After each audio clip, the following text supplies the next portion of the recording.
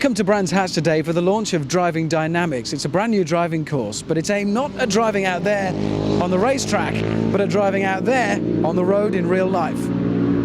Okay, Tim, can you just explain to us, firstly, what today's about, and secondly, why you're carrying something that I might have in the bath? Right. Yeah, expensive Christmas present. We're trying to make people better drivers of the metal box, of the car itself. There's a lot of driving courses about, all of them are very valuable, but we think not enough of them concentrate on actually getting the right response from the vehicle, learning what goes wrong when you push the wrong button at the wrong time or the right button at the right time, and the effects that will have on the car. And a very good way of explaining that is having this tool, so that you can show people what happens with weight distribution when you brake, when you turn, and when you accelerate, and the effects when it goes wrong and sending the weight too quickly from one end to the other and having an unstable, imbalanced car. Our first taste of weight transfer in a moving car in a safe environment came here in the slalom. And here we were told it's all about keeping it tight, about minimal input through the controls to achieve minimum transfer of weight, to keep the whole car flowing smoothly through the slalom.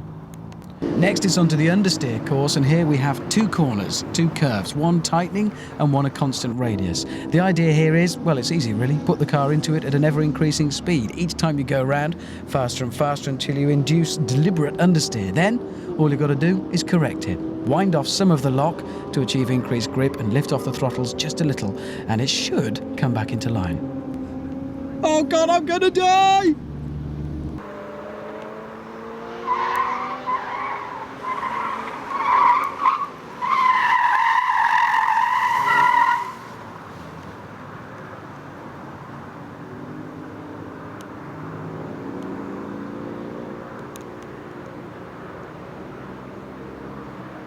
Next it's onto the braking section, and we find out just how significant those three letters are: ABS, anti-lock braking system. The whole point of it is not to stop more quickly, but to be able to steer while stopping. But then of course sometimes it can go horribly wrong. The idea of this, as we spin round in ever-increasing circles on this damp and greasy track, is to illustrate how to correct understeer. And it all has the effect of making me regret having had quite so many Danish pastries during the briefing this morning. And now, all of us let loose on the roads. So as we leave the main gates, heading out towards the road, the real thing, what's the actual point of this part? The purpose of this exercise is purely and simply to highlight the fact that when we're driving, we normally know where, more or less, we're going from A to B, and we don't normally observe the book that's written out in front of us, i.e. the road signs and road markings. It's given us an early warning of any hazards that might be approaching. We now notice we come into a 30 limit sign, and so as I'm talking, I'm just highlighting the amount of book that is written out in front of us. In the centre of the road on this occasion, we have what looks like centre road markings, but it isn't in fact. It's a hazard warning line, which means they're broken, which means we can cross them if it's necessary, but in actual fact, this is not the place to do any overtaking, because it's warning the driver that we've got either junctions, a bend in the road, or whatever else is going to go on. It means there's hazards ahead.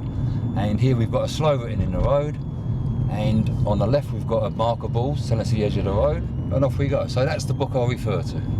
That's a lot of information then. It's a book. It's actually written here. If one does 100% concentration and one keeps to the limit, one is always a lot safer. But I noticed as well that you did, for instance, go, "Oh my God, there's a JCB!" Because there was, and it loomed at us round the corner. I gripped the old seat there. Ooh.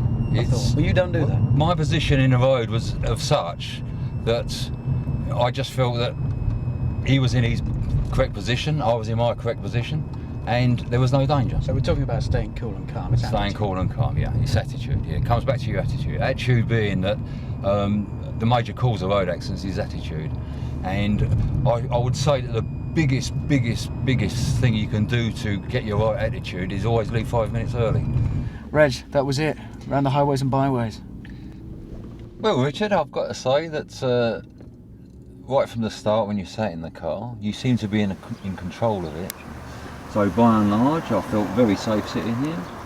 Congratulations on your drive, and I'm pleased to see you do it that way. No screaming. So well done. Thank you very much.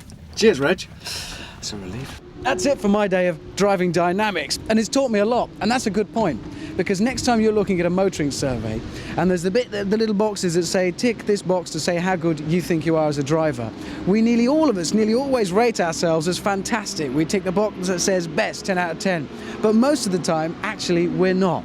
And that's just the problem. Driving is such an ego thing. You can criticize how we look, where we live, what we do, anything but our driving. And that's exactly what this day has been aimed at.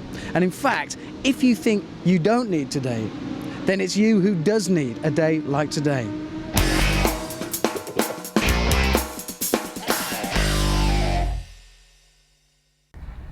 Diesel. The very word is anathema to me. I've never been a big fan of diesel cars, and despite their popularity in the past 10 years or so, serious doubts have now been raised about just how environmentally friendly diesel really is. Put your foot down hard in any diesel car and plumes of smoke come out of the rear.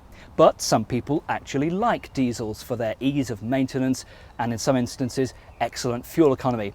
So if you have to buy a diesel car, if your company insists you have a diesel as your company car, which one should you go for? Well, Audi and Volkswagen have been past masters at producing excellent engines, and they've excelled themselves this time round with a V6 turbo diesel 2.5. Yes, a V6, and we think that's a first. Under the bonnet here is an engine that punches out 150 brake horsepower, and that's considerably up on the 1.9 turbo diesel, which only produces 110 brake horsepower. Now, I drove the A6 at its launch in summer 1997, was very impressed with it. Great style, superb prices, and an excellent choice of engines. And now this 2.5 V6 turbo diesel completes the A6 lineup. So could I actually ever be tempted to buy a diesel car? Well, if one car is going to do it, surely it has to be this one, a V6 diesel. Now immediately you sit in and turn the engine on, you get that familiar diesel clatter. There's no getting away from that. But some excellent sound deadening has helped to reduce the noise considerably. Now, rather interestingly, Audi have chosen to put a 6-speed gearbox into this car, and I've yet to discover under normal driving conditions why you actually need 6 gears. Performance, though, is very good. There's a slight lag at low revs, but once the turbo kicks in, it's a very responsive engine with plenty of oomph. The 6-speed box is close ratio, and that makes for a lot of unnecessary gear changes, and personally, I choose the automatic option. Handling is more set towards a Grand Tourer than a sports car, and as a motorway cruiser, it eats up the miles with ease. There's plenty of space in the cabin and extremely comfortable seats. The whole design is pretty much perfect, with a few snazzy touches: an armrest, these cup holders, and damped coat hooks. The new V6 TDi A6 comes in 2 spec levels, Standard and SE, but even standard cars get a very high level of equipment. Prices are £26,344 or £28,309 for the SE model. Despite the advance of very efficient petrol engines now, these Audi diesels produce excellent fuel consumption figures. This V6 will do an average of 41 to the gallon under the old methodology, and at a constant 56 miles per hour, this will do 64 to the gallon, and that should give this car a range of between 700 and 800 miles to the tank.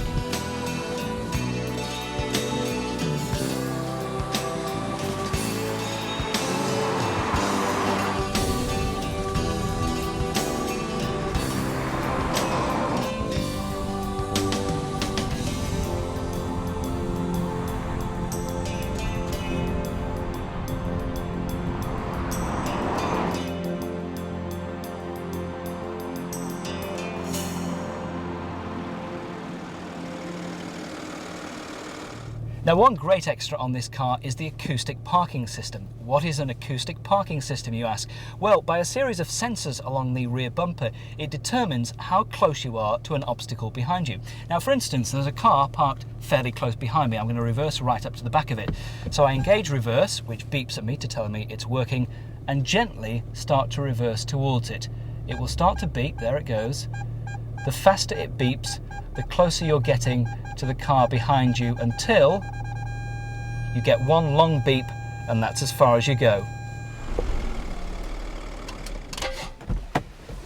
So, would I buy this new A6 diesel? Well, if someone threatened me with serious physical violence if I didn't, then yes, absolutely.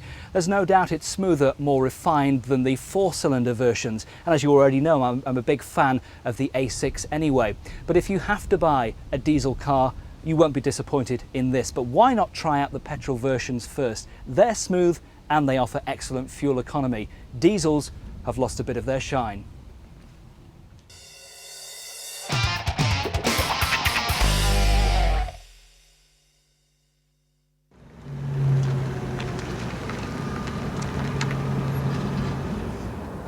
As we all know, Volvo pride themselves in producing some of the safest cars on the road. The sort of person that buys a car like this is definitely at the sensible end of the market.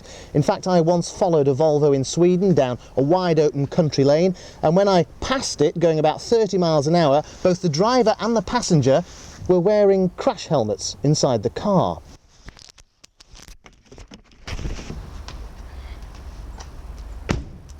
So Volvo know their customers are sensible, they're into safety, they probably don't like fox hunting, and they certainly don't like what the motor car does to our atmosphere. And that's the bandwagon that Volvo have jumped on with this particular car. You see, it might look a rather pretty metallic silver, but this car is in fact green. It's very green, and the clue is in the exhaust, where the fumes help you breathe more easily.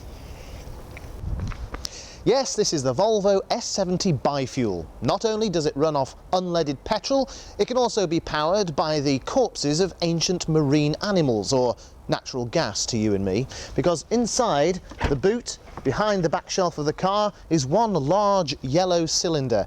Now that contains 80 litres of compressed natural gas, or CNG, and can take you about 150 miles between fill-ups. So, how do you inflate your Volvo with gas? Well, actually, it's very straightforward. On the other side to the petrol cap is a gas cap. All you do is insert your nozzle. Simple, if you can find somewhere to fill up in the first place. Let's go and try.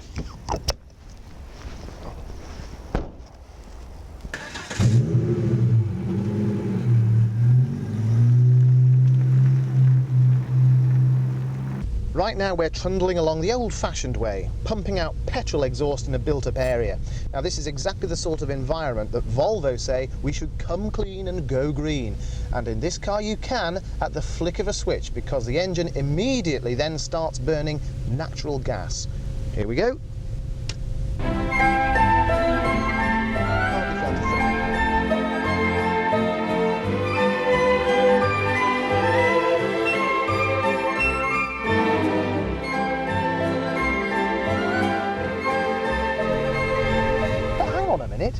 What's this horrible little row of green light bulbs down here that look like they've been nicked from a 1970s pocket calculator? Well, this is how you check your gas levels. As the green lights go out, your gas tank runneth empty. Seems to me a bit of a fashion faux pas amongst all this sleek interior styling to have installed a clumsy, chunky light display somewhere down by your left knee where you can't see it, whereas all the other useful dials, the petrol gauge for instance, are exactly where they should be, right in front of you. But that's really just cosmetics, because the switching between the fuels trick is really impressive. It's as smooth as silk. Let's have another listen. Petrol, gas. Hardly a whisper and no nasty nudges. Well, let's have a look at what's happening underneath the bonnet. The 5-cylinder engine is a normally aspirated 2.5 litre with 10 valves and 4-speed automatic transmission. The air-fuel mix enters the pistons in the normal way. When the engine is first fired up, it always uses petrol, even if natural gas has been selected in the cab. To allow natural gas to be used, there's a supplementary injection system. A microprocessor-controlled fuel distributor supplies the engine with gas via 5 injection valves, one for each cylinder. And ignition of the gas is regulated and monitored by an advanced electronic engine management system. The gas enters the pistons at a higher compression ratio than petrol. This is to maintain the same power output as the petrol and a smooth transition from one fuel to the other. Any interruption to the supply or damage to a fuel line instantly triggers a cut-off device. And if the car runs out of gas whilst running, well, it simply switches back to petrol automatically.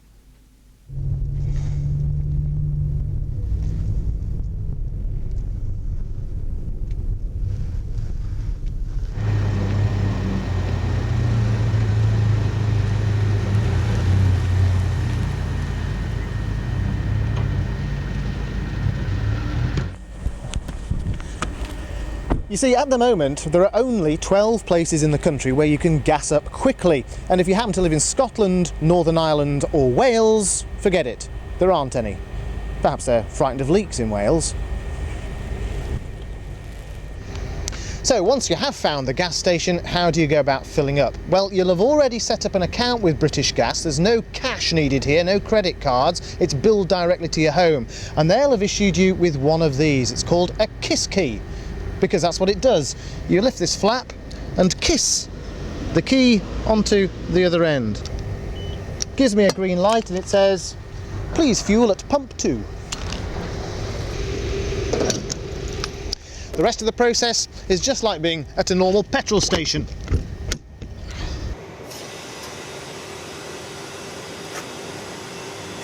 British Gas say that as demand grows, there will be more gas sites opening up. And to boost that demand, the bi-fuel Volvo is really aimed at the fleet market. And actually, you can fill up at home. British Gas will rent out a fuel maker mini compressor for £50 a month, which will replenish your tank slowly over 4 hours. But you know, despite the current ridiculous paucity of filling up venues, it's worth remembering that driving on natural gas is cheaper than petrol.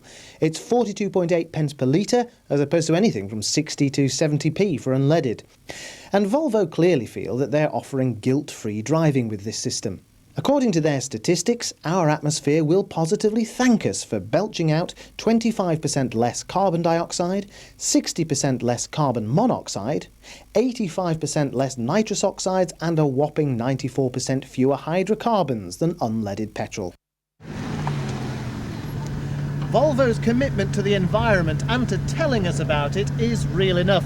Their glossy brochure talks about cradle-to-grave costs, environmental auditing, chemical blacklists and grey lists that they avoid using, and three-way catalytic converters and the like. If they can solve the filling station problem, then the bi-fuel deserves to do well. And one thing is for sure, with a car like this, the other man's gas is always greener.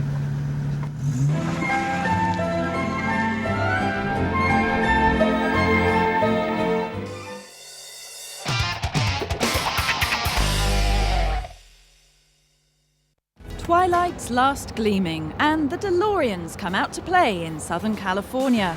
This is the car that became a time machine in the movies, but they're lasting so long it looks like they'll all get back to the future. And day or night, they'll still be as alike as peas in a pod. David, which one's yours? Let's see, the silver one. Yeah. Yes. I hope you'll have different keys. You know, I never thought of that. We may all be able to start each other's car. That's a good thought. But no, they're very much alike, but very different. For example, my car has over 200,000 miles on it. I drive it every day. Others, of course, they've stored them and they're similar to coming off the assembly line, so there's quite a difference in them. I can't believe what a good car it is. John DeLorean said he's going to build a car that'll last a lifetime, and I think it probably will. Maybe they'll bury me in the thing. However good the car, it still needs some spares. So the owner of the world's largest DeLorean service centre isn't too unhappy about the car's long life.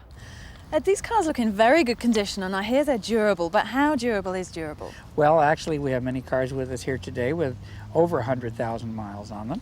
One on the end has about 220,000 miles.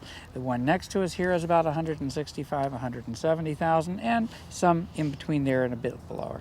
So if they're so strong, do they bring you much business as far as servicing goes? Servicing is remarkable. The servicing is done on the ones that aren't used very much. If they're used, they seem to run well. If they're not used, they seem to be a little pooped sometimes.